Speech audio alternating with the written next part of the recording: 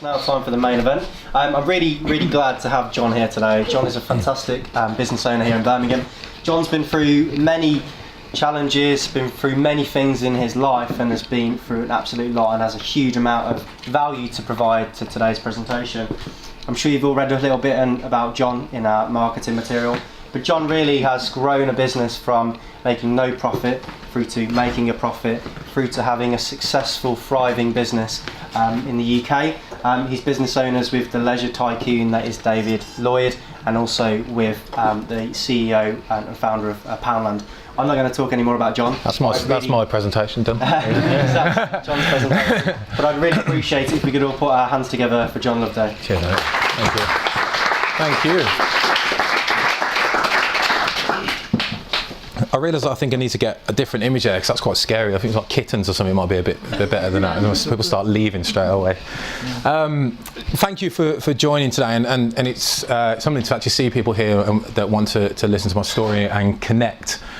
Before I start, for me, really, I've got a bit of a confession. But before I share my confession with you, I want you guys to share a little confession with me.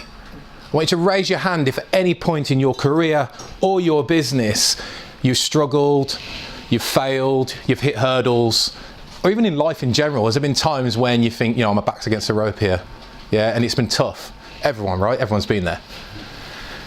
See, what I'm finding really every time that I speak to people about that, and from my experiences, there's one underlying reason why that all of you here, all successful people in your own right, have got that strong reason why that you got through that hurdle. Yeah, you survived, your back was against the ropes, but you actually fought through. And I think for me, there's been a lot of times in my life that's happened to me, whether it's personal and through business life. But what I want to do now is, I want you to come with me to an office. Picture you walking into this office, and sat there's a young guy in a suit. Sat opposite him is a military officer in uniform. They've been there around 30 minutes, and the military officer looks at the young guy and says, why do you want to leave the military? What are you actually going to do when you get out of the army? And the guy didn't know, didn't have a clue. Literally didn't have a clue. He's like, I don't know, I just want to give it a shot. That was 23-year-old me back in 2009, when I decided that I was at the end of my military career. I'd served 7 years at the time. Now I understand where that military officer was coming from. He was looking objectively on that scene, and to him he could see a young 23-year-old non-commissioned officer about to throw away a successful military career. But my narrative on that is that I'd always been interested in understanding what was outside of the military. I joined the army from 16 and had done 7 years and thought, it's time for me to sort of leave. One of the things that I became obsessed with was how people overcame those hurdles. It doesn't matter where they were, where it was the harshest environments, especially within the military. I've seen that firsthand. But what I found was, again, that most of the time people had a strong reason why they were able to get through that. And I think that obsession with that willingness to push through and survive and get through those tough times is one of the reasons why I survived probably the harshest fight in the British Army seen to date in Afghanistan.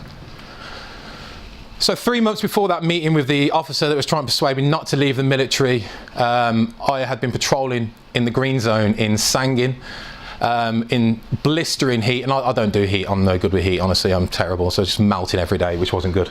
And on the 16th of September 2009, I went on patrol in command of 7 men.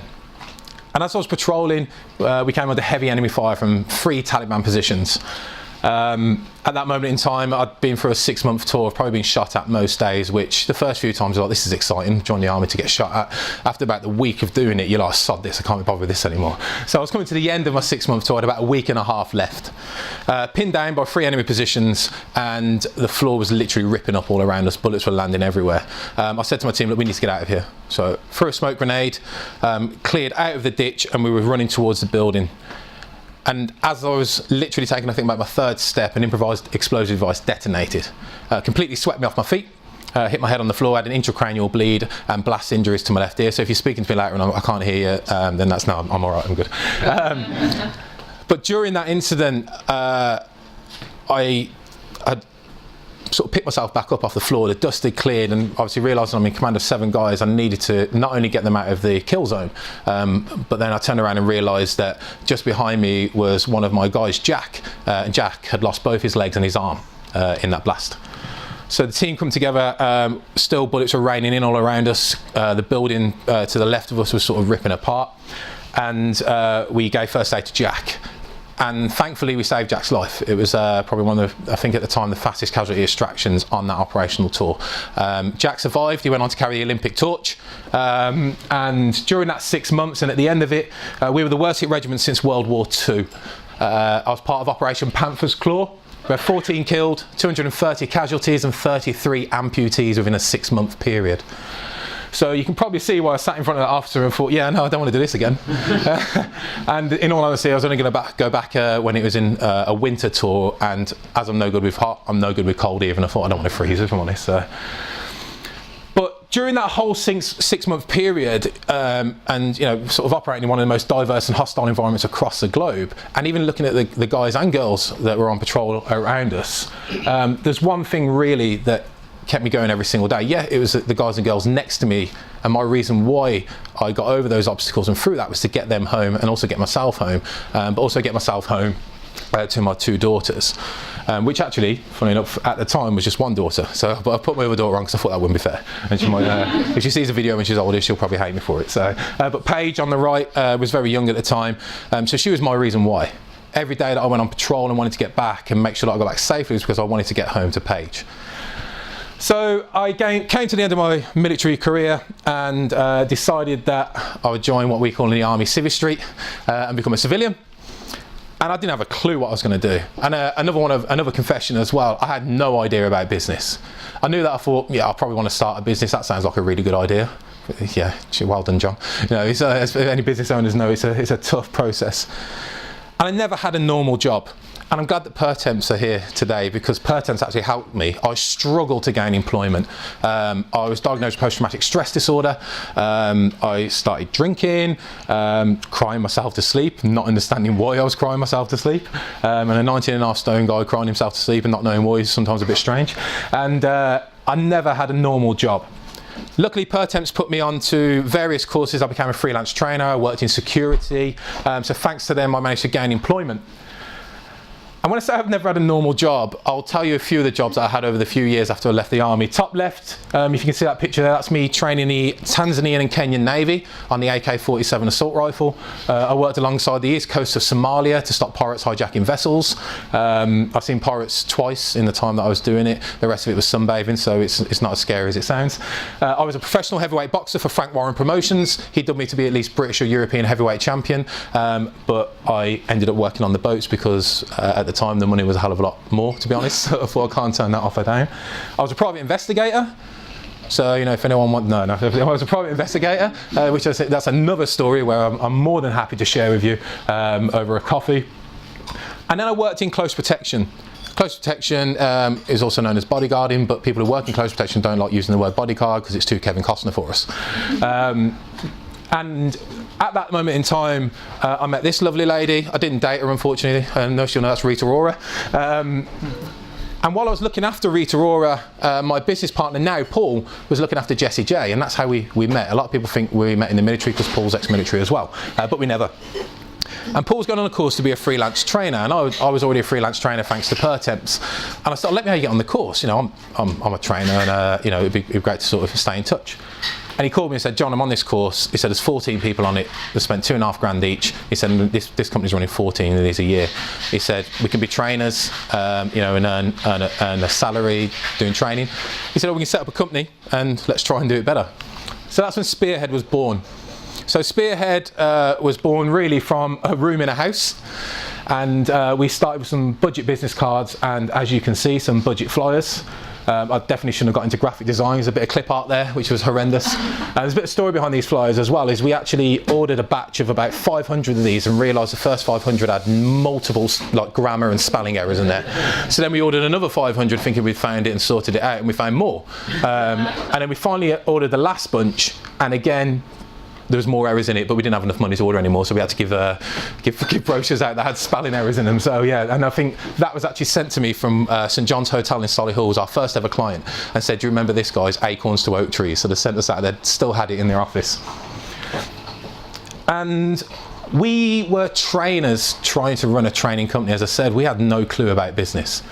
and we made losses in the first few years, really struggled. Paul and I were working on the doors in Birmingham, doing door security and living on working tax credits. It was a real struggle for us, but still had that underlying desire, and the reason why was for us to succeed so that we can make an impact. And I'll talk about the impact that we're making now and the reason why we carried on with the business. We were lucky that we were approached by Entrepreneurial Spark. Does anyone know of Entrepreneurial Spark? Yep. So Entrepreneurial Spark launched their first sort of outside of Scotland hub here in Birmingham, and we're part of the first intake. So they're the world's largest free business accelerator.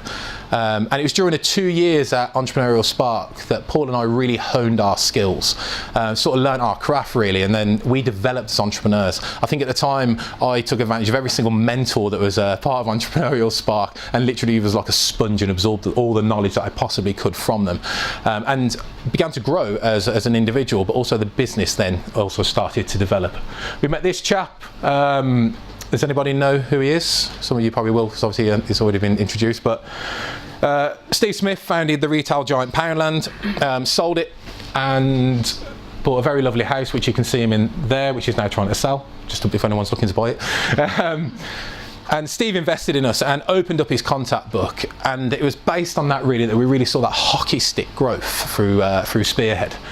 Over the next year to 2 years, I visited a place with a shiny black door with a number 10 on it to speak to some government-y type people about business, entrepreneurship and what the government can do for entrepreneurs. I met this chap here. Some of you may not recognise him. He's leisure tycoon David Lloyd.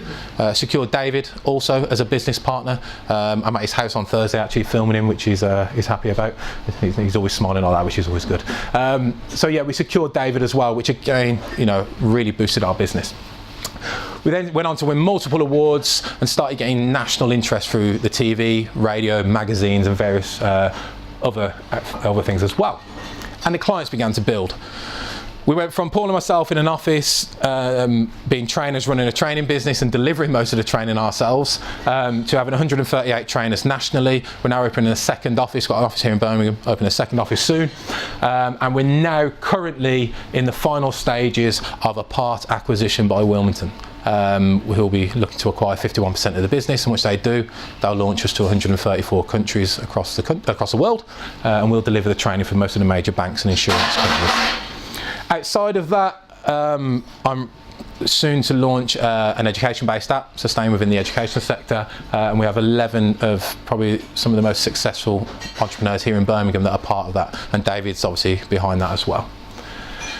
So throughout that whole journey, the reason why I started Spearhead was, if you remember me talking about leaving the military and really struggling to find employment, it's because I had no civilian recognised qualifications. I could, iron my trousers and turn up on time, I was great at that.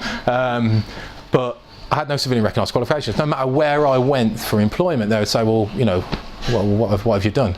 Oh, I've got shot at for 6 months, if that helps. I've commanded people, had great transferable skills, but didn't have the civilian recognised qualifications. Pertemps obviously helped me out with that, but I thought there needs to be something out there doing similar to what Pertemps are doing. How can I personally have an impact on that? So Spearhead now to date have helped 32 homeless veterans into employment. We've taken homeless veterans literally from the streets or through charities, got them a suit, got them sort of tidied up, put them through training programs, and then got them employment with the clients that you've seen recently on the board. We're still doing the same now, so we're working with job centres nationally, and it's worth a chat with you guys at Pertemps after, because we're nationally recruiting and training individuals using obviously government funding alongside Pathway as well to help them into employment. I want to finish off with a story about these two guys. Everyone knows who the guy on the left is, right? Mike Tyson, yeah? And then we've got Buster Douglas there. Buster Douglas and Mike Tyson stepped into the ring. And on the build-up to that fight, Mike Tyson was probably at the peak of his career. He's the most feared man on the planet. And obviously he hadn't met me in the boxing ring, so I was all let him off. But he stepped into that ring and came out, and everyone was like, he's just going to destroy Buster Douglas. He's going to come out, take him out. And he went straight out there, knocked Buster Douglas down. And Buster Douglas hit the canvas, and the referee started counting 1, 2, 3, and Buster Douglas was struggling to get up. 3, 4, 5, 6. He was nearly beat by the count. The count got to 9 and the bell rang. Buster Douglas was saved by the bell. He struggled to his corner and sat down. And everyone was like, that's it. Tyson's got him. He's going to come out like a wounded animal and just destroy Buster Douglas. Buster Douglas stepped up from his stall in that corner and came out, and he went on to knock Mike Tyson out. And after that fight, when people sat down with Buster Douglas and said, what is it that helped you literally knock out one of the most feared men on the planet? He said, listen, a week before the fight, my mother fell ill and she was in hospital. And during that whole week and on the build up to that fight, my mother had told everyone that her son was going to knock out Mike Tyson. The day before the fight, Buster Douglas' mom died. He stepped into the ring, and his why was more powerful than the most feared man on the planet. His reason why he was stepping into that ring outweighed being literally against the ropes and being knocked down. He overcame that obstacle because the reason why he was doing it was more powerful than anything that would stand in his way. So I've got one more question for you. What is your why? Think about what you do and why you get out of bed every single day. Why? And when I say what is your why, I don't mean it's to make money. Okay, that's an outcome. Yeah, why do you do what you do? And when you find out what that reason why is, it will help you drive forward and push through any obstacle that you guys come across, which, you know, I'm sure I'm going to hit many more of them along the way, and I'm sure, you know, a lot of people in the room here will as well. Ladies and gents, thank you so much for your time, and I hope you enjoyed my story, and I'm around to talk after. If anyone wants to grab me at all, please feel free. Thank you very much.